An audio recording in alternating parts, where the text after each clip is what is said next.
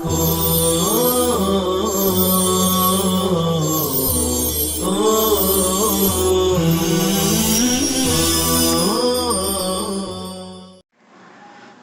لله رب العالمين والصلاة والسلام على سيد الأنبياء والمرسلين سيدنا محمد وآله وصحبه أجمعين. بسم الله الرحمن الرحيم. وعن ابن عباس رضي الله تعالى عنه قال: بعث النبي صلى الله عليه وسلم عبد الله بن رواحة في سرية فوافق ذلك يوم الجمعة فغدا اصحابه. اور حضرت ابن عباس رضی اللہ تعالیٰ عنہ کہتے ہیں کہ نبی کریم صلی اللہ علیہ وسلم نے عبداللہ بن رواحہ رضی اللہ تعالیٰ عنہ کو جہاد کے لیے ایک چھوٹے لشکر کے ساتھ روانہ کیا. اتفاق سے وہ فوافق ذلك یوم الجمعة، اتفاق سے وہ جمعہ کا دن تھا جس میں حضرت صلی اللہ علیہ وسلم نے ان کو جہاد کے لیے جانے کا حکم دیا تھا. چنانچہ ان کے ساتھی یعنی لشکر کے لوگ صبح کے وقت روانہ ہو گئے. وقال لیکن عبداللہ بن رواحہ رضی اللہ تعالیٰ عنہ نے اپنے دل میں سوچا یا کسی ساتھی سے کہا: اتخلف واصلی مع رسول اللہ صلی اللہ علیہ وسلم ثم الحقهم، کہ میں بعد میں روانہ ہوں گا، میں پہلے یہاں مدینہ میں رسول کریم صلی اللہ علیہ وسلم کے ہمراہ جمعہ کی نماز پڑھوں گا، پھر لشکر والوں سے جا ملوں گا. فلما صلى مع رسول الله صلى الله عليه وسلم رآه فقال: ما منعك ان تغدو مع اصحابك. جب عبداللہ بن رواحہ رضی اللہ تعالیٰ عنہ رسول کریم صلی اللہ علیہ وسلم کے ہمراہ جمعہ کی نماز پڑھ چکے اور حضرت صلی اللہ علیہ وسلم نے ان کو دیکھا کہ وہ ابھی یہاں ہی موجود ہیں، تو فرمایا کہ تمہیں صبح کے وقت اپنے ساتھیوں کے ساتھ جانے سے کس چیز نے روکا؟ فقال: اردت ان اصلی معك ثم الحقهم. انہوں نے عرض کیا کہ میں نے یہ سوچا کہ میں جمعہ کی نماز آپ کے ساتھ پڑھ لوں اور پھر اپنے ساتھیوں سے جا ملوں گا. فقال: لو انفقت ما في الارض جميعا ما ادركت فضل غدوتهم.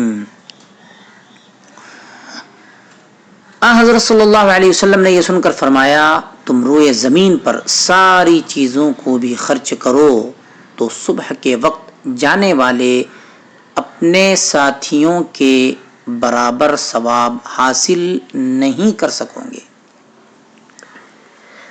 حدیث پاک میں سریے کا تذکرہ ہوا.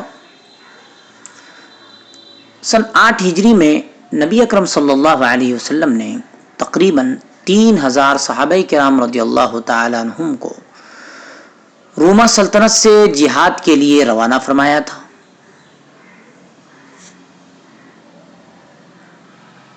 حضرت زید اور ان کے بعد حضرت جعفر رضی اللہ تعالی عنہما اور پھر حضرت عبداللہ بن رواحہ رضی اللہ تعالی عنہ تینوں کو حضور اکرم صلی اللہ علیہ وسلم نے یکے بعد دیگرے ترتیب کے ساتھ امیر بنایا تھا. جب مدینہ سے یہ حضرات نکلنے لگے تو حضرت عبداللہ بن رواحہ رضی اللہ تعالی عنہ حضرت صلی اللہ علیہ وسلم کے ساتھ جمعہ پڑھنے کی غرض سے مدینہ میں رک گئے. آپ رضی اللہ عنہ کے دونوں ساتھی لشکر اسلام کے ساتھ چلے گئے. جمعہ کا دن تھا. حضرت عبداللہ بن رواحہ رضی اللہ تعالیٰ عنہ نے سوچا کہ شاید یہ زندگی کا آخری جمعہ ہو اور حضور اکرم صلی اللہ علیہ وسلم کی آخری زیارت ہو اور مسجد نبوی صلی اللہ علیہ وسلم کی آخری نماز ہو. اس غرض سے جمعہ حضرت صلی اللہ علیہ وسلم کے پیچھے پڑھنے کے لیے رک گئے. جمعہ پڑھا. جب حضرت صلی اللہ علیہ وسلم نے ان کو دیکھا تو پوچھنے لگے کہ کس وجہ سے تاخیر کی. آپ نے عذر بتا دیا کہ ساتھیوں کے ساتھ جا کر ملنا کوئی مشکل نہیں ہے، ابھی چلا جاؤں گا. آپ کے ساتھ صلی اللہ علیہ وسلم جمعہ پڑھنے کی فضیلت حاصل ہو گئی. اس پر حضرت صلی اللہ علیہ وسلم نے فرمایا کہ زمین میں جو کچھ ہے سب کو بھی خرچ کر لو، پھر بھی جہاد کے سفر میں صبح نکلنے والوں کی فضیلت نہیں پاؤں گے. معلوم ہوا کہ جہاد کا عمل بہت اونچا عمل ہے اور یہ سب سے افضل عمل ہے. وعن ابی ہریرہ رضی اللہ تعالی عنہ قال قال رسول اللہ صلی اللہ علیہ وسلم لا تصحب الملائکۃ رفقۃ فیہا جلد نمر. اور حضرت ابو ہریرہ رضی اللہ تعالیٰ عنہ کہتے ہیں کہ رسول کریم صلی اللہ علیہ وسلم نے فرمایا اس قافلے کے ساتھ رحمت کے فرشتے نہیں ہوتے جس میں چیتے کی کھال ہو. یعنی چیتے کی کھال پر سوار کو بیٹھنا یا اس کو استعمال کرنا ممنوع ہے، کیونکہ اس سے تکبر کی شان پیدا ہوتی ہے. جلد نمرہ یعنی چیتے کی کھال کو سواری پر بچھا کر سفر کرتے ہیں یا زمین پر بچھا کر اس پر بیٹھتے ہیں، چونکہ اس سے دل و دماغ میں تکبر پیدا ہوتا ہے. اس تکبر کی وجہ سے رحمت کے فرشتے ساتھ نہیں ہوتے ہیں.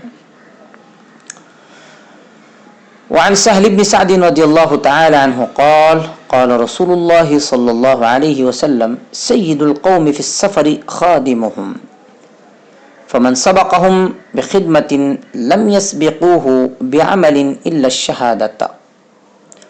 اور حضرت سہل بن سعد رضی اللہ تعالیٰ عنہ کہتے ہیں کہ رسول کریم صلی اللہ علیہ وسلم نے فرمایا سفر میں جماعت کا امیر اور سردار ان کا خادم ہے، لہذا جو شخص ان سفر کرنے والوں کی خدمت میں سبقت لے گیا اس کے مقابلے میں کوئی شخص شہادت کے علاوہ اور کسی عمل کے ذریعے سبقت نہیں لے جا سکتا.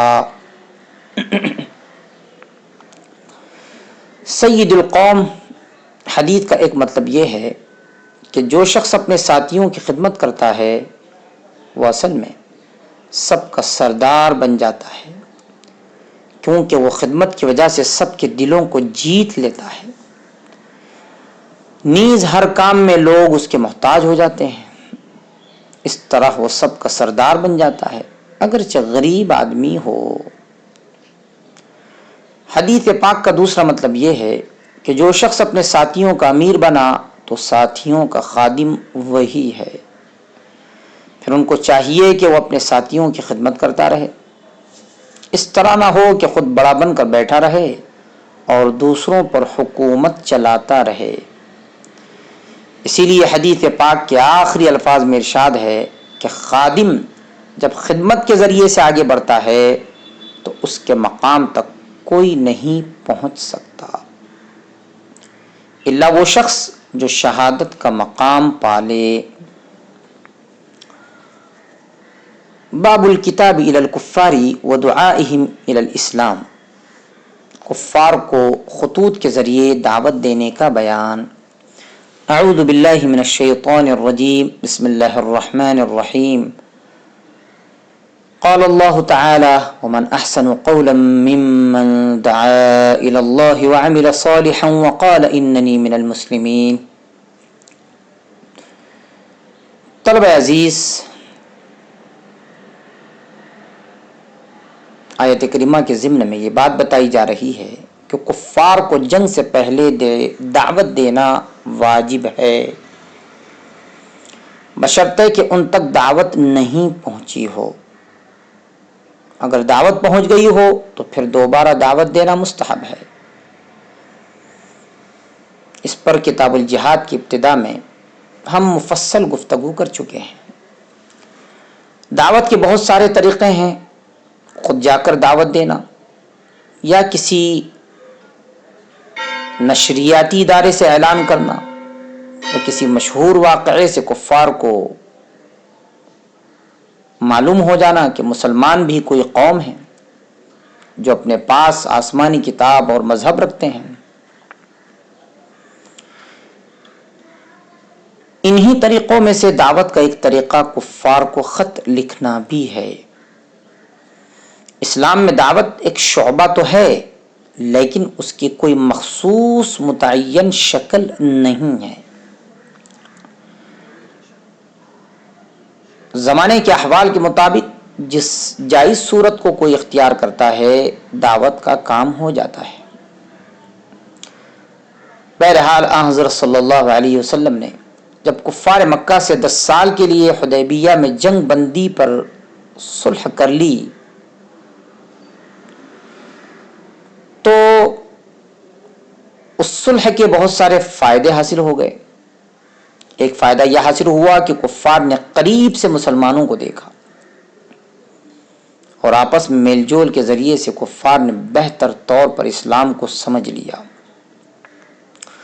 اور پھر اچھی خاصی تعداد نے اسلام کو قبول کر لیا۔ دوسرا فائدہ یہ ہوا کہ حضرت صلی اللہ علیہ وسلم جب جزیرہ عرب کے اندر کے دشمنوں سے مطمئن ہو کر فارغ ہو گئے تو آپ نے صلی اللہ علیہ وسلم جزیرہ عرب سے باہر دنیا کے تمام کفار کو بذریعہ خطوط اسلام کی دعوت دے دی۔ آپ اگرچہ جزیرہ عرب سے باہر خود نہیں گئے، مگر خطوط کے ذریعے آپ نے دعوت پہنچا دی، اور اتنی دعوت ضروری اور جہاد کے لیے کافی تھی۔ اس وقت دنیا پر 2 بڑی قوتیں حکمرانی کرتی تھیں، جس طرح ہمارے دور میں روس اور امریکہ ہوتا تھا، یا یہ لوگ حکومت کرتے ہیں، اسی طرح اس زمانے میں 2 بڑی قوتیں حکمرانی کرتی تھی۔ ایک قوت کا نام فارس تھا، دوسری قوت کا نام روم تھا۔ لوگ فارس کے بڑے کو کسرا اور روم کے بڑے کو قیصر کے نام سے پکارتے تھے۔ حضرت صلی اللہ علیہ وسلم نے قیصر و کسرا دونوں کو خطوط بھیجے ہیں، چنانچہ وہ لوگ مہر کے بغیر کسی خط کو قبول نہیں کرتے تھے۔ اس لیے حضور اکرم صلی اللہ علیہ وسلم نے انگوٹھی بنوائی اور اس میں یہ عبارت لکھوائی، محمد رسول اللہ۔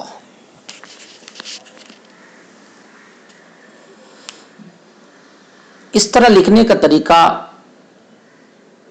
یا اس کے لکھنے کا طریقہ اس طرح تھا کہ لفظ اللہ سب سے اوپر تھا، اس کے بعد لفظ رسول، اور اس کے بعد سب سے نیچے محمد کا لفظ ہوتا تھا، یعنی اللہ پھر رسول پھر محمد صلی اللہ علیہ وسلم۔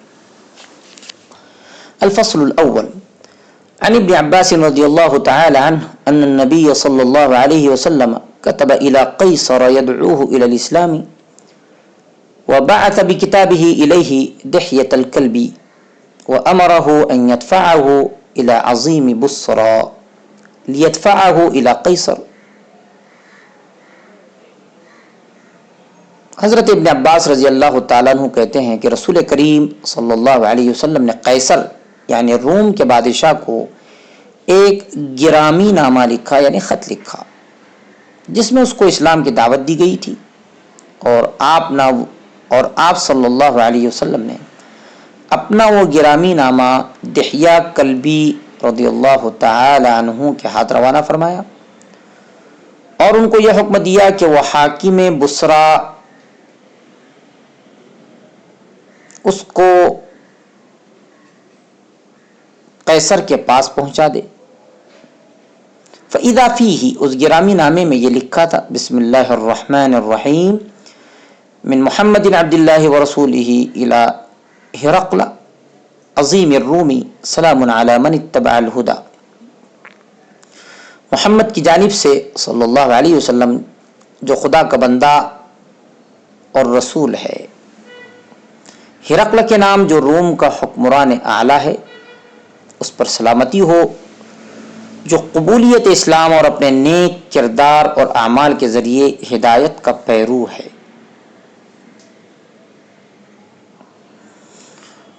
بعد ازاں اما بعد فانی ادعوک بداعیت الاسلام اسلم تسلم واسلم یؤتک اللہ اجرک مرتین وان تولیت فعلیک اثم الأریسیین ویا اہل الکتاب تعالوا الى کلمة سواء بیننا وبینکم الا نعبد الا اللہ ولا نشرک به شیئا ولا يتخذ بعضنا بعضا اربابا من دون اللہ فان تولوا فقولوا اشهدوا بأننا مسلمون۔ وفي رواية لمسلم قال من محمد رسول الله وقال اسم الأريسيين يريسيين وقال بدعاية الإسلام، اوپر ہے بداعیت الاسلامی اور مسلم کی روایت میں ہے بدعاية الاسلامی۔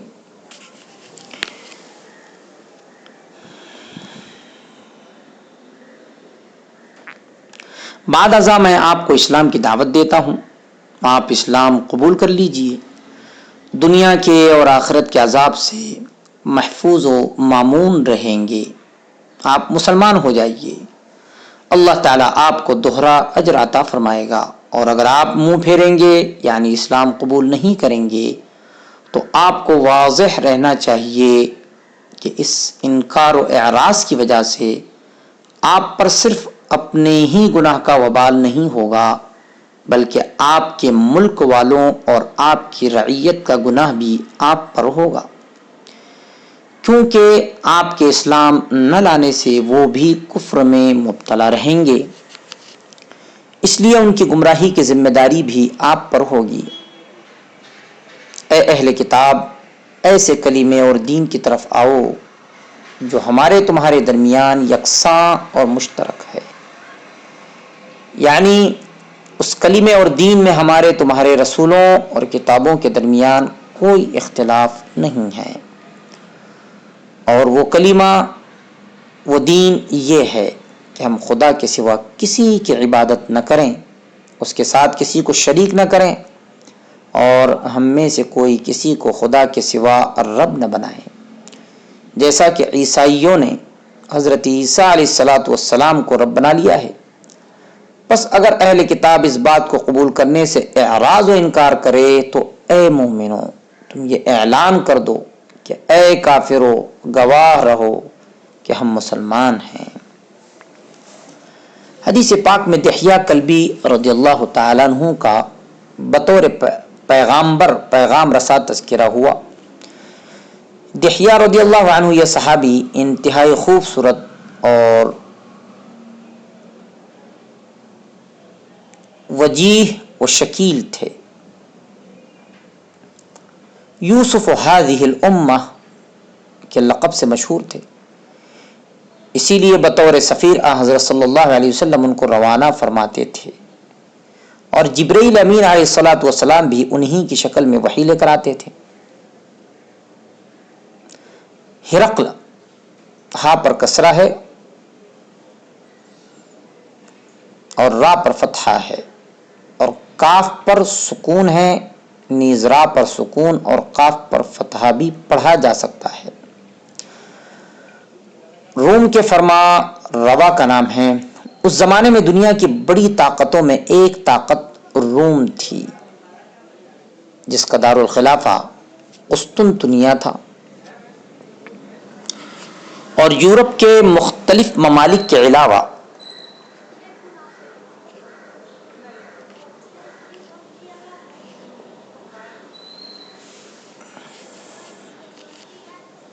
مصر، شام، فلسطین کے علاقے بھی اس کے زیر اثر تھے۔ روم کے بادشاہ کا لقب قیصر ہوتا تھا، جیسا کہ فارس کے بادشاہ کا لقب خسرو ہوتا تھا۔ جس کو عربی میں کسرا کہتے ہیں۔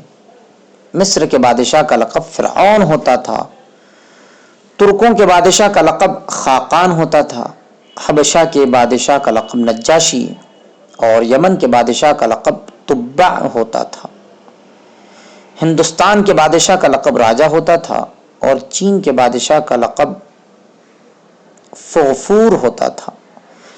بہرحال ہرقل کے نام حضور اکرم صلی اللہ علیہ وسلم نے ایک مکتوب ارسال فرمایا۔ حضرت دحیہ کلبی رضی اللہ عنہ کے واسطے سے بصرہ شام کے گورنر تک یہ خط پہنچا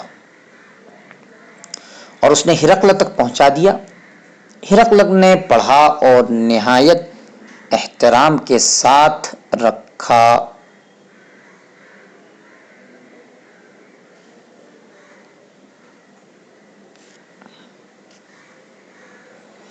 عظیم الروم اس لفظ سے معلوم ہو گیا کہ دنیاوی لحاظ سے کسی بڑے منصب والے آدمی کے مقام کا خیال رکھنا جائز ہے۔ حضور اکرم صلی اللہ علیہ وسلم نے ہرقل کو عظیم الروم کے نام سے یاد فرمایا ہے۔ نیز غیر مسلم کے لیے سلام کا طریقہ والسلام علی من اتبع الہدی ہوتا ہے، اسی لیے حضرت صلی اللہ علیہ وسلم نے السلام علیکم نہیں فرمایا۔ داعیہ یا عافیہ اور عاقبہ کی طرح مصدر ہے جو دعویٰ کے معنی میں ہے۔ ایک روایت میں دعایا بھی ہے، وہ بھی دعوت کے معنی میں ہے۔ اسلم تسلم یعنی اسلام قبول کر لو، عقائد فاسدہ، شرکیہ اور اخلاق قبیحہ اور ہلاکتوں سے بچ جاؤں گے۔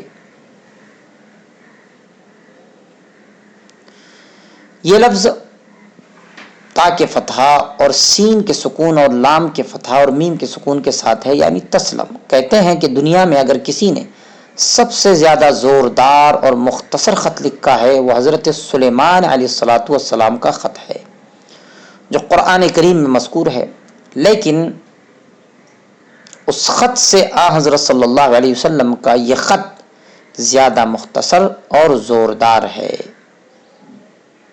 صلی اللہ علیہ وسلم۔ یا رب صلی وسلم دائما ابدا علی حبیبک خیر الخلق کلہم۔ اجرک مرتین، یہود و نصارہ میں سے جو شخص اپنے نبی پر ایمان لائے اور پھر محمد صلی اللہ علیہ وسلم کو قبول کر لے تو اس کو 2 اجر ملتے ہیں۔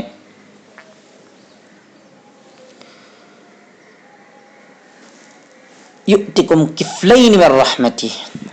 اریسیین، یہ لفظ اریسیین ہے، حمزہ مفتوح، اس کے بعد را پر کسرہ ہے، پھر یا ساکن ہے، پھر سین پر کسرہ ہے، پھر یا پر تشدید ہے اور آخر میں نون ہے۔ یہ لفظ یریسیین بھی آیا ہے حمزہ کی جگہ یا مفتوح، باقی کلمہ اسی انداز پر ہے۔ یہ لفظ اریسین بھی آیا ہے حمزہ پر کسرہ، را پر اریسین، را پر تشدید ہے، پھر یا ساکن ہے، اریسین۔ صحیح قول کے مطابق ملک کے چوہدری اور بڑے کسانوں پر اس لفظ کا اطلاق ہوتا ہے۔ چنانچہ بعض روایات میں اکارین کا لفظ آیا ہے جو مزارع اور کسان کے معنی میں ہے، جو مزارع اور کسان کے معنی میں ہے۔ حدیث میں اس لفظ سے عام رعایا مراد لیا گیا ہے۔ ارباب من دون اللہ، کسی شخص کو حلال کے حرام کرنے اور حرام کے حلال کرنے کا اختیار دینا اس کو رب بنانا ہے۔ عیسائی لوگ یہ اختیار اپنے بڑوں کو دیتے تھے۔ حضرت عدی بن حاتم رضی اللہ تعالی عنہ جب مسلمان ہوئے تو انہوں نے حضور اکرم صلی اللہ علیہ وسلم سے سوال کیا کہ یا رسول اللہ صلی اللہ علیہ وسلم، ہم نے کبھی بھی اپنے پادریوں کو رب نہیں بنایا ہے۔ حضور اکرم صلی اللہ علیہ وسلم نے فرمایا کہ کیا ان کو حلال و حرام کی تبدیلی کا اختیار دیتے تھے یا نہیں؟ انہوں نے کہا یہ اختیار تو دیتے تھے۔ حضرت صلی اللہ علیہ وسلم نے فرمایا کہ یہی تو رب بنانا ہے۔